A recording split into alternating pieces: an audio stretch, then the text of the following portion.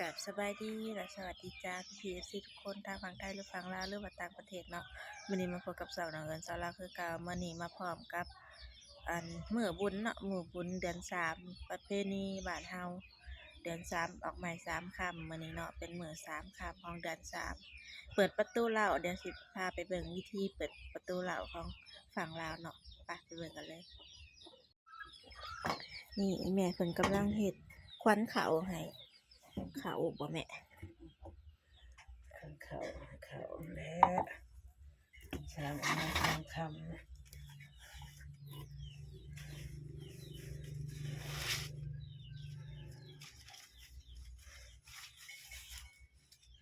แม่เพิ่นกำลังเฮ็ดพิธีอยู่มีไก่ขวัญตัวหนึ่งข้าวปุ้นแล้วก็เหล้าน้ำข้าวผ้าสิญจน์ใหม่แล้วก็มีแพรแล้วก็พดใหม่ขึ้นอันนี้ก็ใบคูนใบย่อพี่น้องคุณปัญญา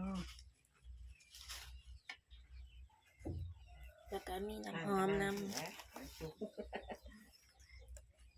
ำหอมก็มีแต่ได้สุกเสาเขาตัดตามพอฝักเขาก็ได้เอาเลยตามที่กระสุนเป็นอะไรเดี๋ยวเอาคุณเทิงบอกวันนี้จะเป็นมื้อชานอนดิแหละคนขาวคนหน้ามันจะท่องไห้ท่องหน้ากันมาวนเหล่าอย่างเงี้ยนี่แหละมื้อชานอนดิพระเจ้าองค์มาเช้าคำคนขาวคนหน้าคนหน้าคนมีเหล่าอยู่เนี่ยแล้วมากินเหล่าหายใจโตแล้วเราก็ไปท้ายใจโตแล้ว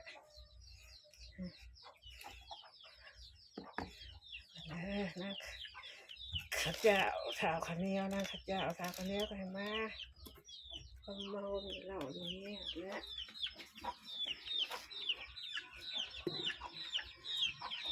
ไม่ใจโตจะไม่ใจเข้า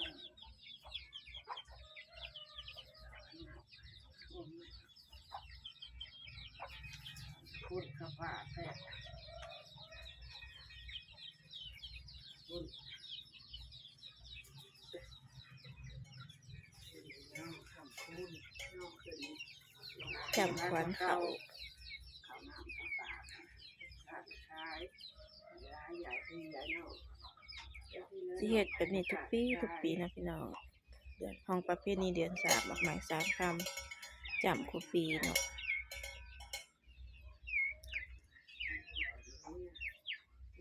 ทำงานทำมาเบิดห้องนี้หน่อยนี่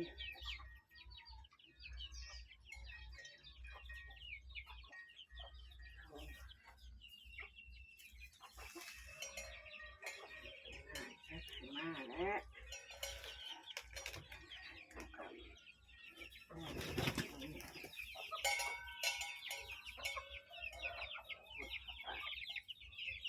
อยากให้ใจโต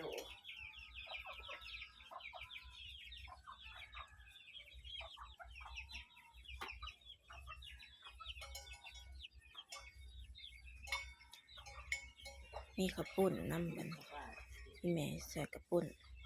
ให้บดถวยเลยมันเราอย่างนี้อะไรร้ายแล้วเราเท่าคือแล้ววันนี้ปีหน้าร้ายกว่าเก่าเราเท่าคือแหละเอาคือมันขึ้น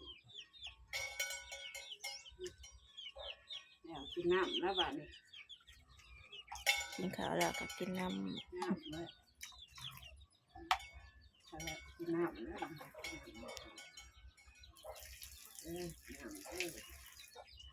กินเหล้าแล้วบ้านี้เหล้ากินแล้วกินเหล้า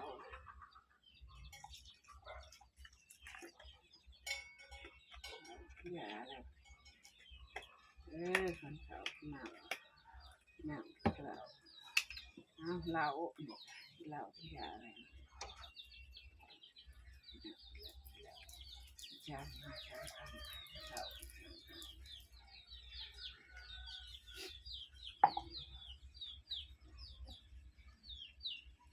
เหล้ามือเน่ามือม่วนแหละเหล้าอย่า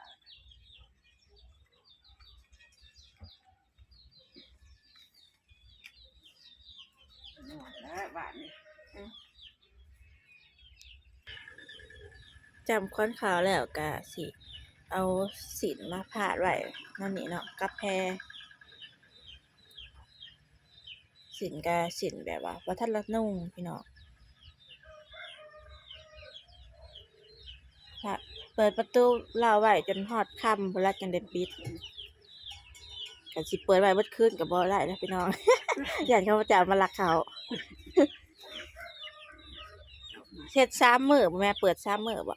เปิดมือเดียวนี่แหละ อ๋อเปิดมื้อเดียวบ่ เดียวละค่ะแรกคำมาแล้วก็อ่านด้วยแล้วเปิดนั่นบ่ทำมาแล้วก็อ่านด้วยแล้วเปิดมือเดียวแล้ว มันสิเป็นใบคูนกับใบยอพี่น้องใบคูนกับใบยอแม่ก็สิมาเน็บใบแถวประตูเนาะแล้วนี่ก็สิไปเฮือนแม่ซะร้อยไปผูกแขนแม่ซะร้อยแล้วจังสิมาผูกแขนอ้ายผูกแขนเดือน3อบน้ำหอมทำคูนและอบน้ำหอมคู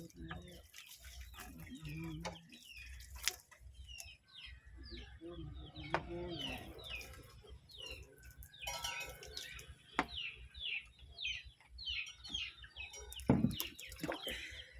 มีเฮ็ดคันไดขึ้นคักแน่พี่น้องเพราะเหล้าก็สูงเติบขึ้นก็ยากแล้วก็เอาเฮ็ดคันไดขึ้น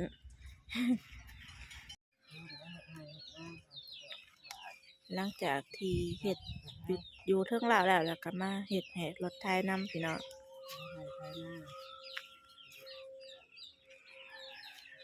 ผูกแขนให้รถไถ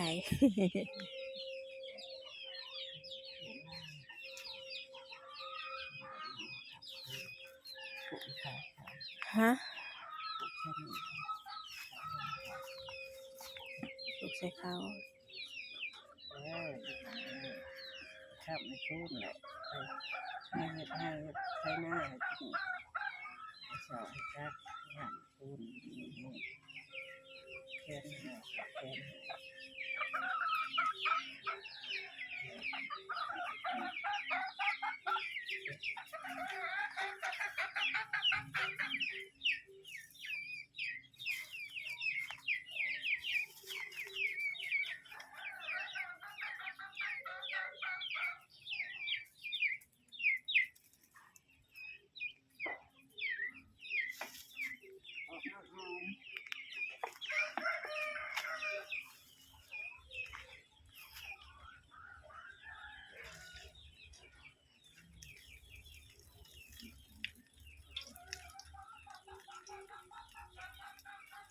อันสิเป็นน้ำหอมเด้อ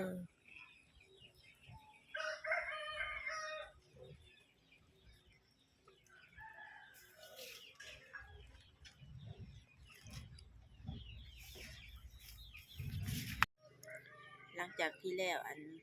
จ้ำค้อนขาวแล้วก็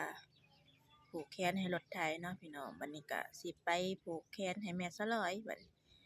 เดี๋ยวไปพ้อกันอยู่เฮือนแม่ซะร้อยเนาะทุกคนหลังจากที่ผูกให้แม่ซะร้อยแล้วก็สิกลับมาผูกให้อ้ายอีกอยู่เฮือนเนาะผูกให้ผู้ใหญ่ก่อน จังสิมาผูกให้อ้ายตอนนี้ก็กำลังย่างไปเฮือนแม่ซะร้อยทุกคน มาสวดกับสาวหญิง สวัสดีทุกคน ใกล้สิฮอดแล้ว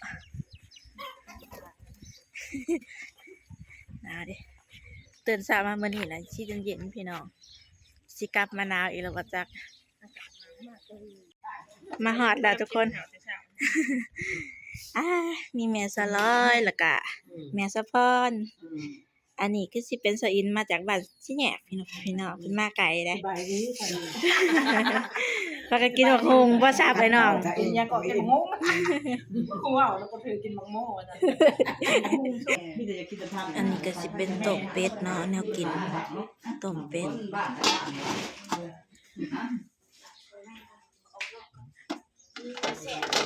อันนี้คือน้ำกระปุ่นพี่น้องขายก็บ่ได้ช่ำนี่ทุกคน มีผ้าขาวแล้วก็ผ้าขวัญเป็นผ้าผูกแขนมักใหม่ไก่แล้วไก่สิได้ผูกแล้วทุกคนไอ้นอกมามีแต่ไอ้นอกบ่ได้มีไฟดอกตลกตะลานไอ้นอก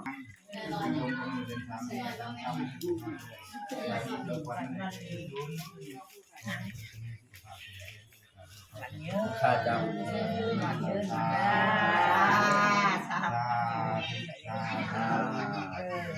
โอ้โหไปบ้านแล้วไปผูกมันแค่นี้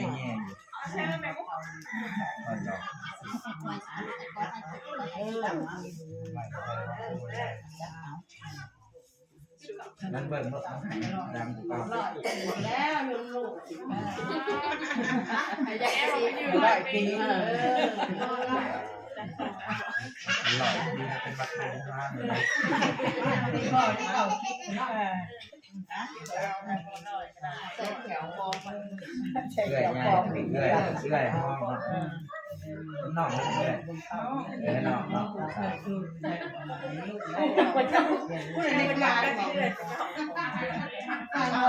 เพราะว่าให้เราได้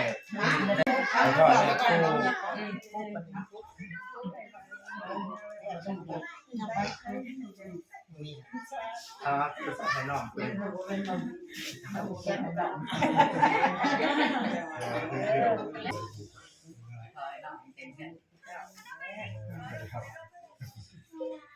จังหวะมึงนี่กินเบิดเดือนนี่กับพ่อเลยจับแขนของพ่อจับปฏิทินเด้เชื่อจับในไรจับปฏิทินเด้เราปักยากระโดดกุบเสางานไม่ถูกแล้ว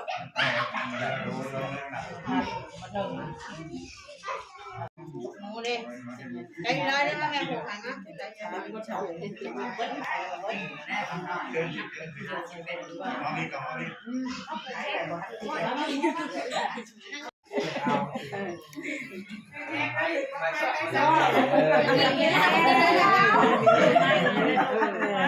ชิดไปทั้งคุณแน่ชิดไปทั้งคุณแน่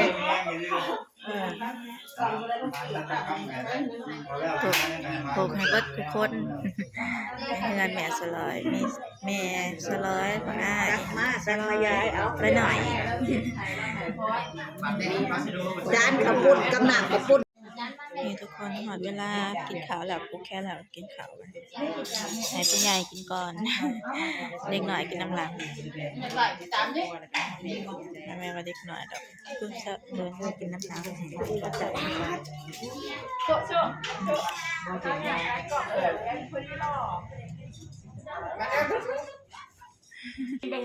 นี่ทุกคนมาเด้อพี่น้องกินข้าวไปคือปลาของเสอิญผลใส่อะไรเงี้ยก็กระชายน้ำมันหอมเป็นยังไงชายหญิงเสียก็ตัวกินข้าวกันเด้อทุกคนบัดนี้กลับบ้านงานตัวเองพี่น้องปลุกให้อ้ายบัดนี้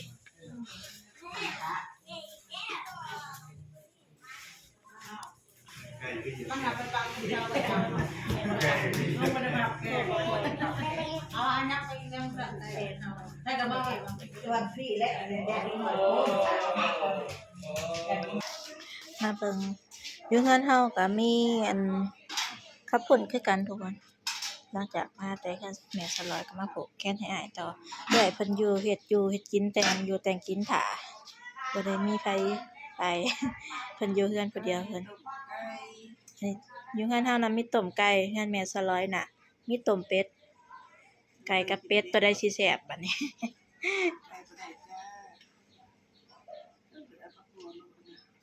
มาโรยหน้าบ่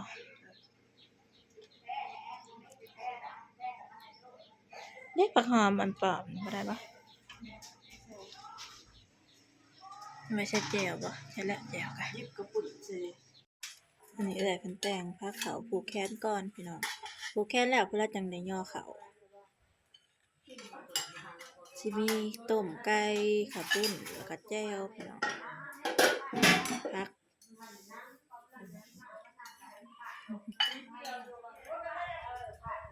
สยิงจักไปใส่มาน่ะจักไปใส่รีบเขารีบออกนี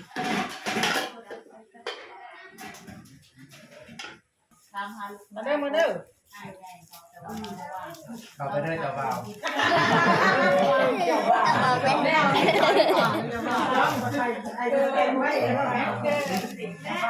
งามมื้อนี้ชั่วโมงเป็นชั่วโมงงามมันบ่ดีเป็นอะไรก็ดีเบิดมื้อนี้นั่นดีบ่ให้เฮ็ดให้สร้างยังมื้อดีอยู่เอาดีเบิดยังก็บ่ได้เฮ็ดมื้อนี้น่ะลำแต่ดีเบิดจ้ากินบ่ แม่ทุกคนยับมายับเข้ามา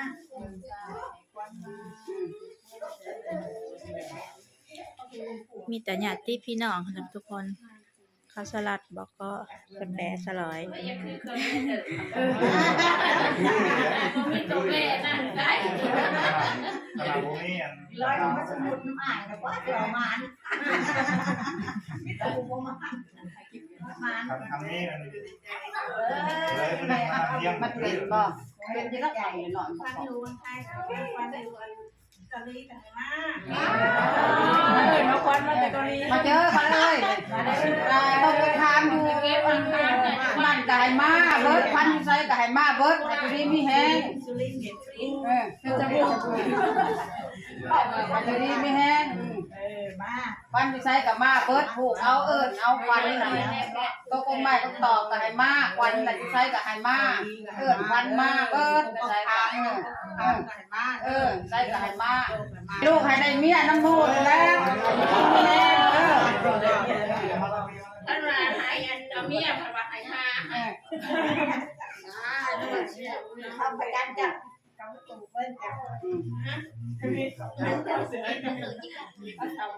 เยอะเลยบ้านใช้เกินมากดีไม่แห้งยังบ่ถึงแล้วเดี๋ยวก็เป็นใจความสุขอันเราบ่ได้สุขไปได้มันเงินมาใกล้เห็นเงินค่าใช้จ่ายบ่ค่อยขาดมันยังบ่ขาย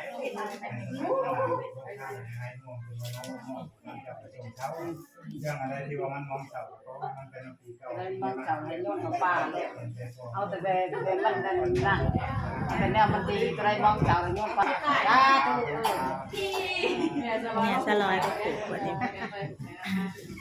ปลูกพี่เพื่อนแล้วมาปลูกล้างไว้ มันใช้ไก่มากตอนนี้ไก่มาก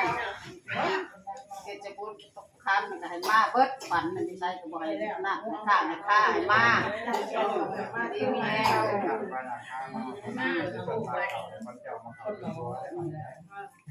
อยากแต่แม่เนาะไม่สนุกมาเ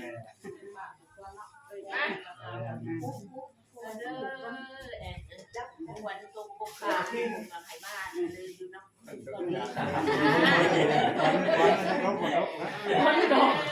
นโตให้มาอยู่น้ำปัจเจ้าที่บ่ให้ไปทางใดให้มาอยู่น้ำปัจเจ้าดีมีแห้งมากินน้ำสังข้ามใส่น้ำคือแก้วมันตะปูใส่แล้วเจ้ามันเจ้าจ้าเจ้าลอยเด้อจ้าขอบคุณเจ้าโอ้มาลูกหลานสิบ่ถูกกันมาแล้วห่วยคือมีไข้ต้มจะน้อยใหญ่ยังบ่ได้ต้มถึงต้มมะเขือเนาะ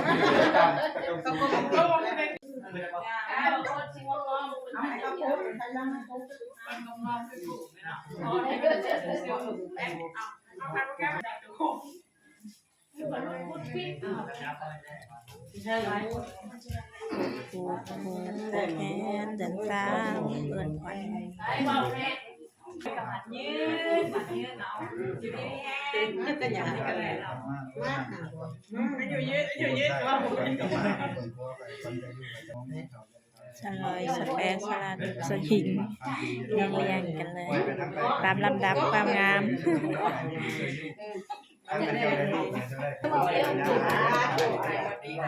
สบาย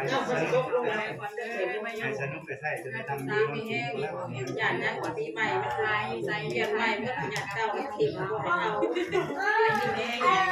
าเราช่วยมันเจ้าทางเนี่ยเข้าไปนี่มาเพื่อดีมีเองเอาอันแม่คงไม่ได้ยังกินอยู่เลยก่อนสองคนแต่ว่าได้คู่ไว้ไว้ไข่กันสักวันเราด้วย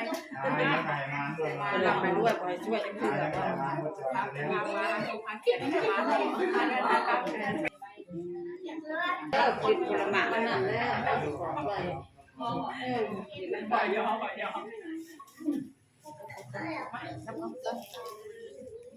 เดี๋ยวปังกินแล้วไม่ใช่ดิกินหมกโม่เดี๋ยวปัง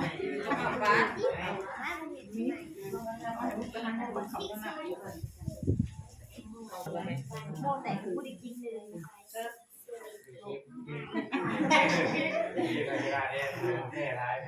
ยังไม่ชนะ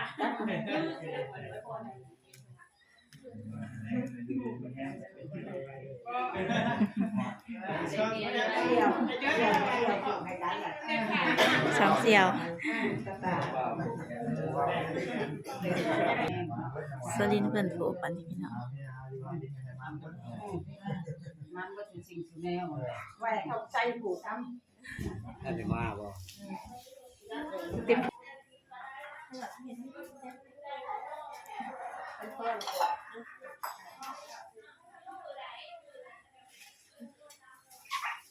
จะยิงสิกินหนีบ่กับซิสบายดีพี่น้อง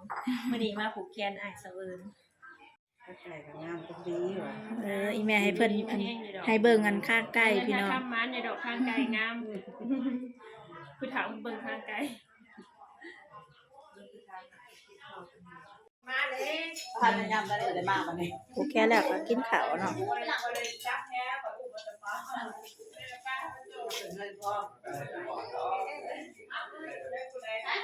กินข้าวก็กินข้าวปุ้นก็กินเนาะแบบแต่ผูกสิกิน